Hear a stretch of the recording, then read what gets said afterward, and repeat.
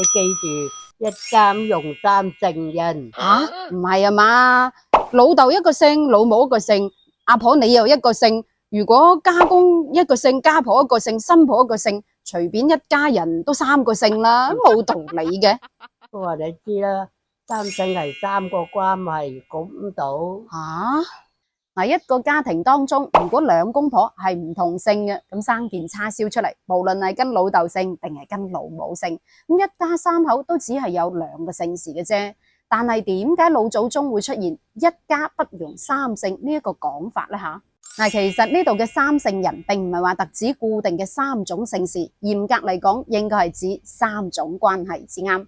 喺一個家庭入邊，父母一人一個姓，咁仔女係跟老豆姓，咁如果呢個時候再出現第三種姓氏，即係意味住呢個家庭有外人咯。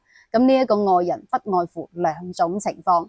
第一種三姓人嘅情況就係婆媳同住喺屋檐下，暗指婆媳之間關係嘅矛盾。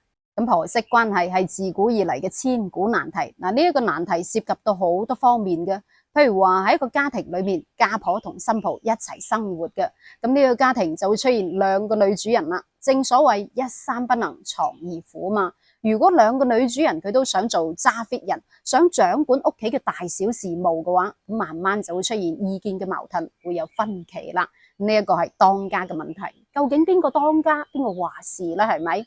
咁當然啦，有啲家庭嗱，家婆到咗一定嘅時候啦，將個大權交俾新抱去打理，自己退落嚟，就唔會有呢一種情況，唔會有呢一個問題啦。咁第二個問題就係涉及到中間嗰塊夾心餅，又做人老公又做人嘅仔嘅歸屬問題啦。嗱，家婆認為個仔係自己一手大大噶嘛，係屬於自己嘅，有咩事都應該企喺自己嗰邊至啱。咁新抱又認為咯，個老公係自己嘅男人，應該係屬於自己嘅，就算嘈交都應該幫自己先至啱。嗱，講到呢度又想問你一條送命題咯。男士們，如果你自己嘅老婆同你嘅老母嘈交，你係會企喺邊邊呢？幫邊邊呢？吓，留言話我知你點處理咯。咁呢一點歸屬權嘅糾紛，嗱，其實無論係幫邊個，婆媳之間都會妒忌嘅。阿媽會妒忌個仔，淨係對老婆好，娶咗老婆之後就唔認阿媽啦。咁個老婆又會責怪個老公一味淨係愚孝，幫住個老母，唔企喺自己嗰邊，長期咁落去水溝油，呢個家庭又點會和睦咧？係咪？嗱，舉個事例下，話說大詩人陸游同唐婉就存在呢個三姓人婆媳恩怨嘅問題啦。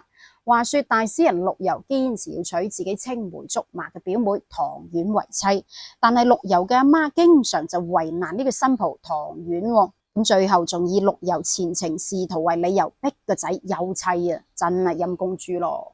嗱，仲有一點就係涉及到育兒方面嘅問題，唔知你屋企有冇吓？後生一輩同老一輩嘅教仔教女方式係完全唔同嘅，大家都睇唔慣大家嗰一套，咁所以話家婆同新抱完全冇血緣關係，大家都係呢個家庭嘅外姓人，咁所以好難可以做到體諒同埋包容嘅。個仔夾喺中間做夾心餅就更加難做，咁慢慢大家就會有隔膜喺度啦。呢一個就係古人講嘅一家不容三姓人嘅第一層意思啦。咁一家不容三姓，第二種情況又係點嘅呢？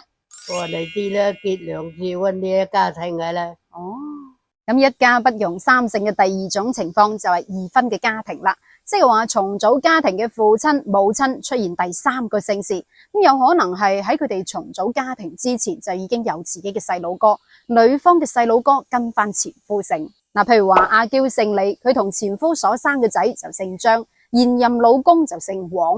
阿嬌帶住同前夫所生嘅仔張仔嫁俾咗老黃，咁呢個家庭咪出現三姓啦，係咪？咁當然有啲亦都會喺阿媽改嫁嘅時候跟翻阿媽姓，又或者係跟新老豆姓。但係無論點改都好，個仔同新老豆係冇任何嘅血緣關係噶嘛。嗱，如果重組家庭之後，老黃同阿嬌再必多見之後，多咗幾個細佬哥嘅話，嗱，呢一個時候關係就更加複雜啦。長期落去，唔單止大人同細佬哥有矛盾，可能仔女同仔女之間都會有矛盾。時間一長嘅話，又點可以和睦共處呢？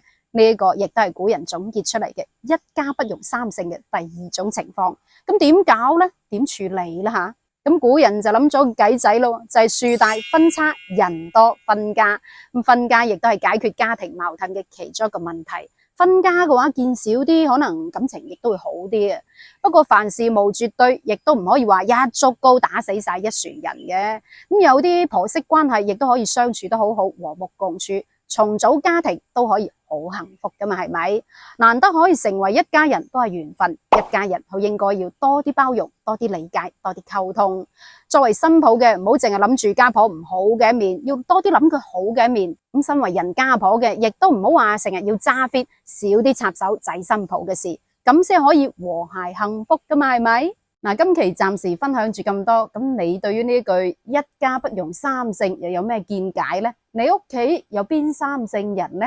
留言話我知。咁到最後，阿婆話要問下你，你屋企啲婆媳關係好冇過，點處理過？留個言啦，我哋下期再見，拜拜。